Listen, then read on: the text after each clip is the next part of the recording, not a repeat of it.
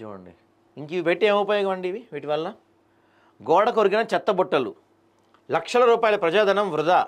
GHMC ఏది చేపట్టినా 3 రోజుల ముచ్చటేనా? Malkajgiri division Bhavaninagar bus stop సమీపంలో గోడ కొరిగిన చెత్తబుట్టను పట్టించుకొని అధికారులు. ప్రజాధనంతో జిహెచ్ఎంసీ చేపట్టిన ఏ కార్యక్రమం అయినా 3 రోజుల ముచ్చటగానే ముగుస్తుందంటంలో ఎటువంటి సందేహం లేదు. గతంలో లక్షల రూపాయలు వెచ్చించి ప్రజల కోసం ఏర్పాటు చేసిన మరుగుదొడ్లు మూలన పడ్డాయి. చెత్తబుట్టను కూడా గతంలో మల్కాజ్గిరి సర్కిల్లో అన్ని డివిజన్లో ఏర్పాటు చేసినవి దొంగిలించబడ్డాయి. చాలా నెలలుగా చెత్తబుట్టలు లేకుండా కేవలం స్టాండ్లు మాత్రమే దర్శనమిస్తున్నాయి. గత 3-4 నెలల ముందు జిహెచ్ఎంసీ అధికారులు చెత్తబుట్టలు లేని ప్రతి చోట చెత్తబుట్టలను అమర్చి చేతులు దులుపుకున్నారు. చిత్రంలో కనిపిస్తున్న చెత్తబుట్టలు మల్కాజ్గిరి డివిజన్ భవానీనగర్ బస్టాప్లో నేలపైన కాకుండా చెత్తబుట్టలు గోడకు ఒరిగాయి. ఇది ఎక్కడో అని పొరబడితే పప్పులో కాలేసినట్టే. ఈ బస్టాప్ పక్క వీధిలోనే జిహెచ్ఎంసీ మల్కాజ్గిరి ఆఫీస్ ఉందంట. నిత్యం డీసీపీతో పాటు సిబ్బంది మొత్తం ఇదే దారి నుంచి వెళ్తూ వస్తూ ఉంటారు.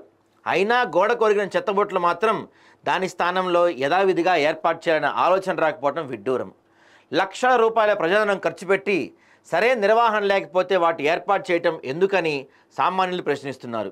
మరి ఇప్పటికైనా గోడ కొరిగిన చెత్తబుట్టలతో పాటు మల్కాజ్గిరి సర్కిల్ వ్యాప్తంగా ఏర్పాటు చేసిన చెత్తబుట్టలపై ఓ నజర్ వేయాల్సిన అవసరం అధికారులపై ఎంతైనా ఉంది. అలా పెట్టి వదిలేశారు వాటిని. ఏం ఉపయోగం వాటి వల్ల?